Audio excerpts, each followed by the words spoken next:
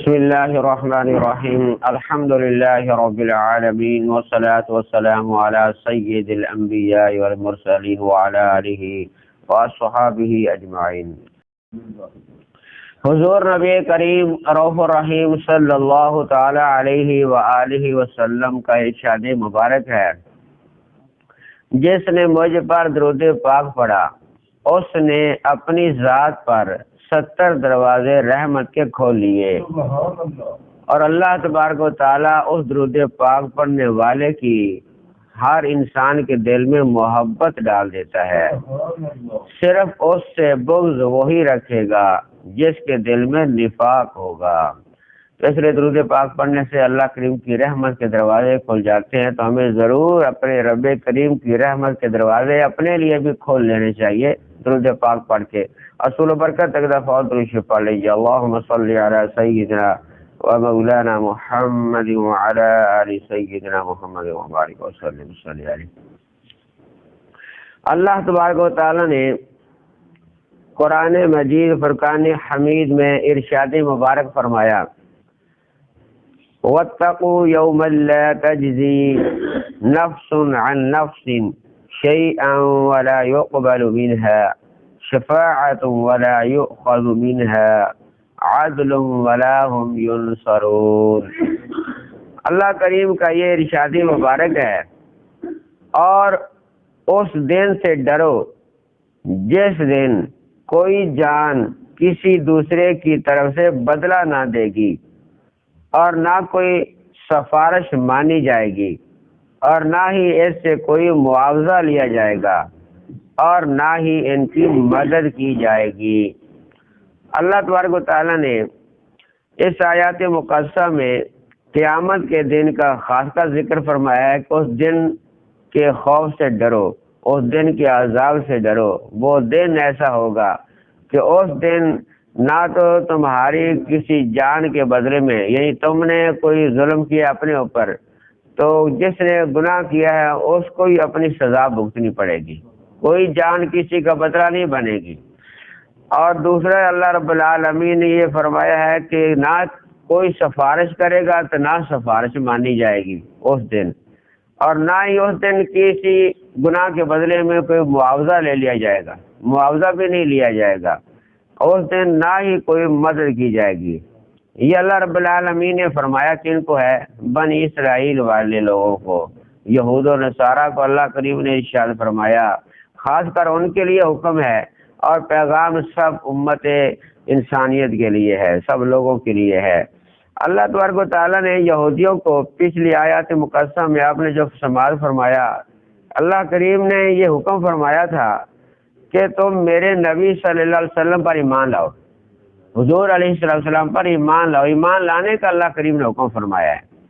اگر ایمان لاؤ گے تو پھر تو تمہارے لیے اللہ کریم نے خود وعدہ فرما لیا تھا، پیچھے آپ نے سماعت فرمایا ہے کہ اللہ کریم نے فرمایا میں تمہارے گناہ بھی بخش دوں گا، تمہیں جنت بھی دوں گا، بس تم نے کرنا کیا ہے؟ میرے نبی صلی اللہ علیہ وسلم پر ایمان لانا ہے۔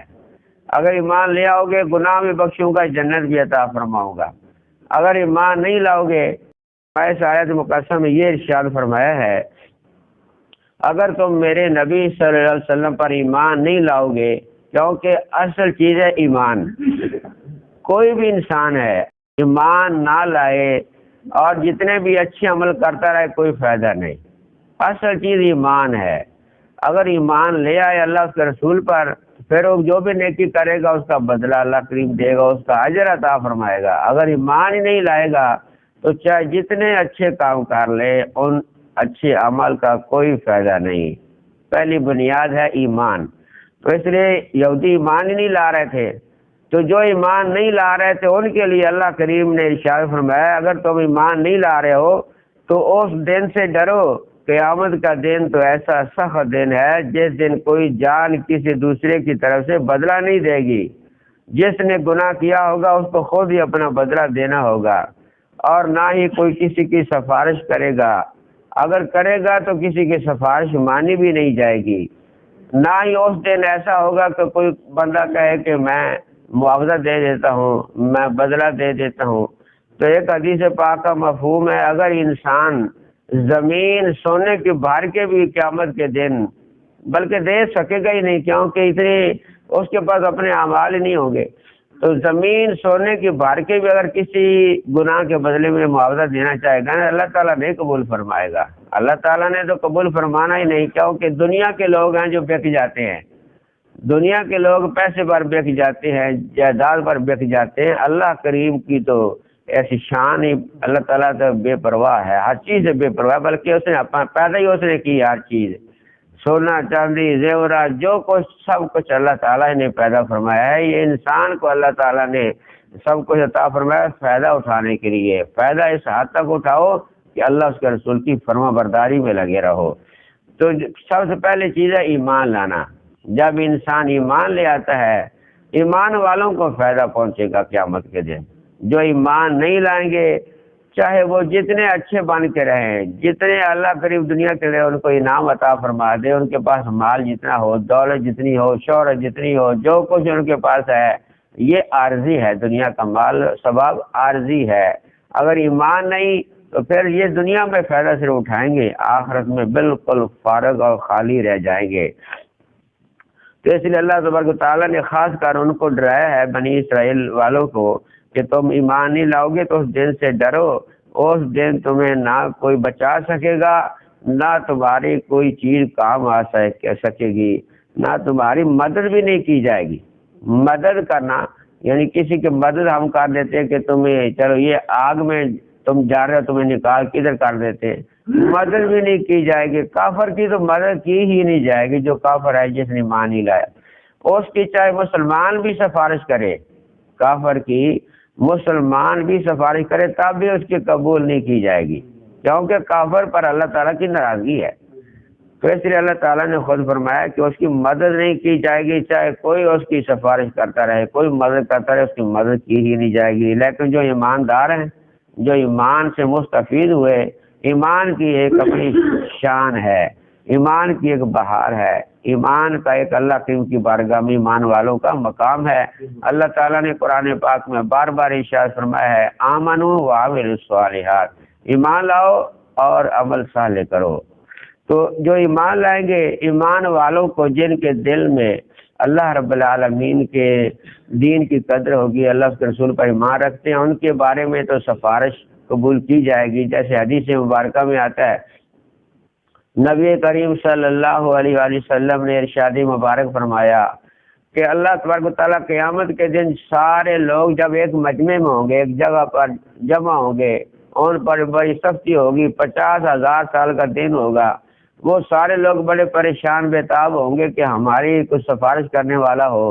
تو حضور علیہ السلام فرماتے سب لوگ سب سے پہلے جائیں گے، حضرت آدم علیہ السلام کے پاس جائیں گے، پھر حضرت ابراہیم علیہ السلام کے پاس جائیں گے، حضرت عیسیٰ علیہ السلام، حضرت شعیب علیہ السلام، حضرت شیش علیہ السلام، سارے نبیوں کے پاس سے ہوتے ہوتے حضرت عیسیٰ علیہ السلام تک آئیں گے۔ حضرت عیسیٰ علیہ السلام میری بارگاہ میں بھیجیں گے، تو میں سب کی طرف سے یہ قبول کروں گا کہ میں تمہاری سفارش کرتا ہوں۔ باقی سارے انبیاء کرام آگے ان کو روانہ فرماتے رہیں گے، لیکن جب میرے پاس آئیں گے تو میں کہوں گا میں تمہاری سفارش کرتا ہوں۔ حضور علیہ السلام فرماتے ہیں، بخاری شریف کی یہ حدیث پاک ہے، فرماتے ہیں کہ میں اس دن اللہ تعالیٰ کی بارگاہ میں سجدہ کروں گا، اللہ تعالیٰ کی بارگاہ میں سجدہ کروں گا اور ایسی حمد کروں گا، اللہ کریم کی اس دن میں ایسی حمد کروں گا کہ وہ حمد جو ہے خاص حمد ہوگی، اللہ تعالیٰ کی تعریف وہ خاص تعریف ہوگی، وہ حمد خاص ہوگی،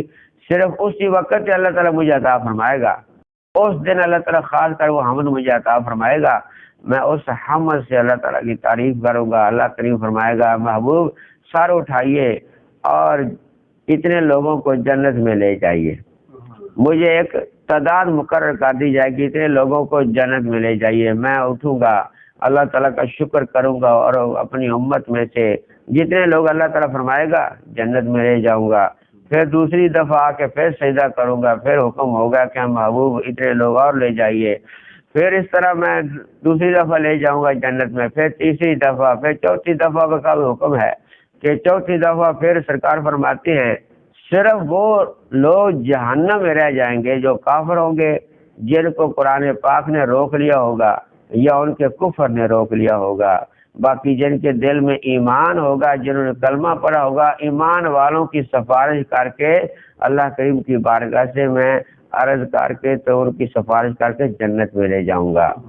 تو ایمان والوں کو تو انعام ملے گا، لیکن جو ایمان نہیں لائیں گے ان کے لیے کچھ بھی نہیں ہے۔ یہ اللہ تعالیٰ نے ان یہودیوں کو یہ فرمایا خاص کر کے ایمان نہیں لاؤ گے تو کچھ بھی نہیں ہے تمہارے لیے۔ جیسے ایک اور حدیث پاک ہے، نبی کریم صلی اللہ علیہ وسلم فرماتے ہیں کہ اللہ کریم نے مجھے 5 ایسی چیزیں عطا فرمائی ہیں جو پہلے کسی نبی کو بھی نہیں عطا فرمائی گئی۔ 5 ایسی چیزیں مجھے خاص کر اللہ تعالیٰ نے عطا فرمائی ہیں، وہ پہلے کسی نبی کو نہیں عطا فرمائی گی۔ وہ چیزیں 5 کون سی ہیں؟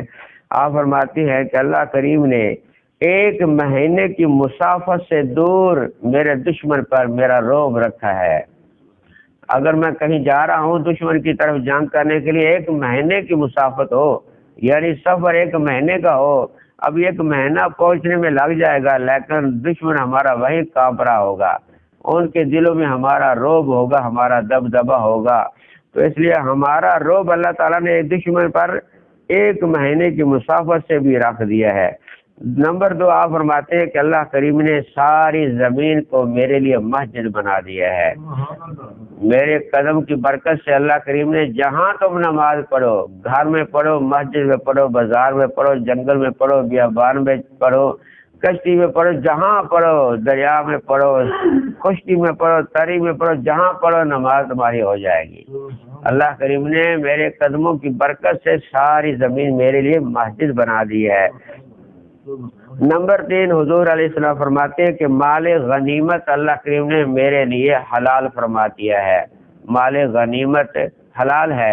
اسی طرح جس طرح ہم کوئی خیرات کرتے ہیں تو اس خیرات سے ہم کھا بھی سکتے ہیں، جیسے قربانی کرتے ہیں قربانی کے گوشت ہم خود کھا بھی سکتے ہیں، لیکن پہلے ایسا نہیں ہوتا تھا۔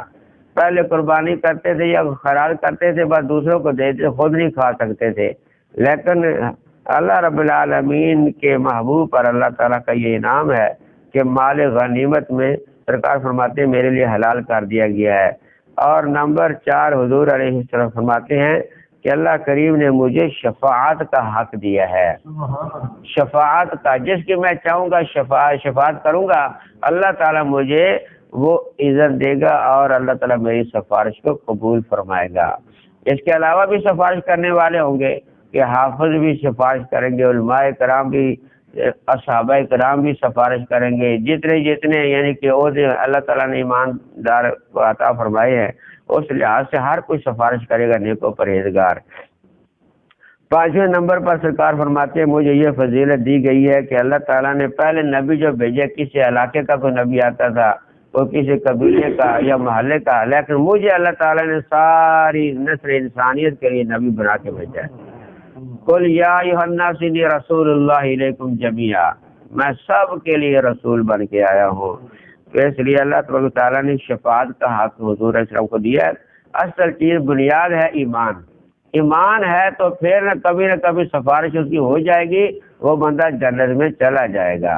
اگر ایمان ہی نہیں تو پھر چاہے دنیا میں جتنے اچھے بن کے رہو، جتنے اچھے کرتوت کرو، کیونکہ وہ عمل میں نہیں گنا جائے گا، وہ کرتوت ہی گنے جائیں گے جو ایمان کے بغیر کیے جاتے ہیں۔ تو اس لیے اللہ تبارک تعالیٰ ایمان والوں کو تو یہ عزت مقام دے گا، سفارش ان کی قبول کی جائے گی، ان کی طرف سے اللہ تعالیٰ کے نام ہو جائے گا۔ لیکن ایمان جن نہیں قبول کر رہے، جو ایمان نہیں لا رہے، وہ قیامت کے دن پچھتائیں گے۔ ان کے لیے خاص حکم ہے اللہ تعالیٰ کا کہ اس دن سے ڈرو جس دن کوئی جان کسی دوسرے کی طرف سے بدلہ نہ دے گی، نہ کوئی سفارش مانی جائے گی، نہ اس دن کوئی معاوضہ لیا جائے گا، نہ اس دن تمہاری کوئی مدد کی جائے گی۔ تو اس لیے دعا ہے اللہ رب العالمین کی بارگاہ میں اللہ تعالیٰ سب مسلمانوں کو ایمان کی دولت سے مستفید فرمائے۔ اپنا ایمان سلامت رکھنے کی بھی کوشش کرنی چاہیے، کیونکہ جس کا ایمان پر خاتمہ ہو گیا وہ بندہ کامیاب ہو گیا۔ ایمان پر خاتمے کی دعا کرتے رہیں، اعمال اچھے کریں ایمان کی خاطر، تو اللہ رب العالمین کی بارگاہ سے بھروسہ رکھیں، اللہ تبارک تعالیٰ انشاءاللہ ضرور کرم فرمائے گا۔ دعا اللہ رب العالمین کی بارگاہ میں اللہ تعالیٰ ہمیں عمل کرنے کی توفیق عطا فرمائے۔ افضل